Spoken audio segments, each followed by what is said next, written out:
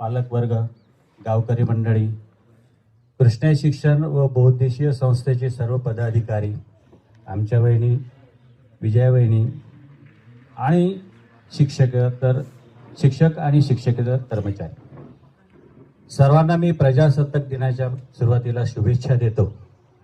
आणि अगदी 2 ओळीमध्ये या दिवसाचं महत्त्व काय आहे हे सर्वांना या ठिकाणी सांगण्याचा प्रयत्न करतो आणि त्यानंतर मग बक्षीस वितरणाचा आपण कार्यक्रम करूया. तर भारताला स्वातंत्र्य मिळालं 15 ऑगस्ट 1947ला आणि 26 जानेवारीला काय असतं तर भारताला स्वातंत्र्य मिळाल्यानंतर शासन व्यवस्था कशी चालेल याकरता जे नियमावली आहे ती नियमावलीच म्हणजे संविधान आहे. म्हणून 1947ला आपल्याला स्वातंत्र्य मिळालं. त्यानंतर संविधान बनवण्याकरता किंवा तयार करण्याकरता संविधान समितीची स्थापना करण्यात आली. आता संविधान समिती म्हणजे काय?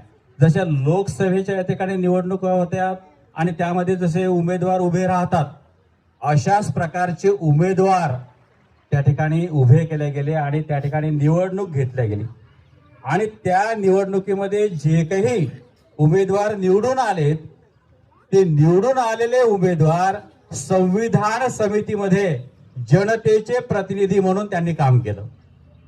म्हणजे निवडून आलेल्या उमेदवारांना माहित होतं की जनतेच्या मनामध्ये कशा प्रकारचं स्वातंत्र्य अपेक्षित आहे, जनतेला कशा प्रकारचा अधिकार हवा आहे.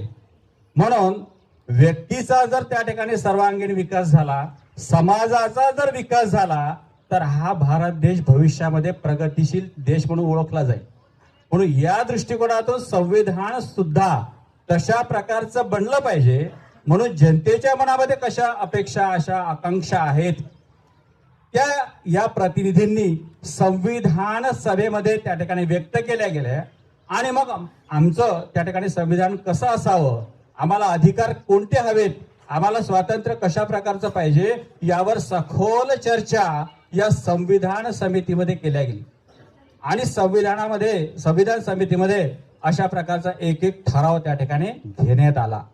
तर या संविधान समितीमध्ये 395 सदस्य होते.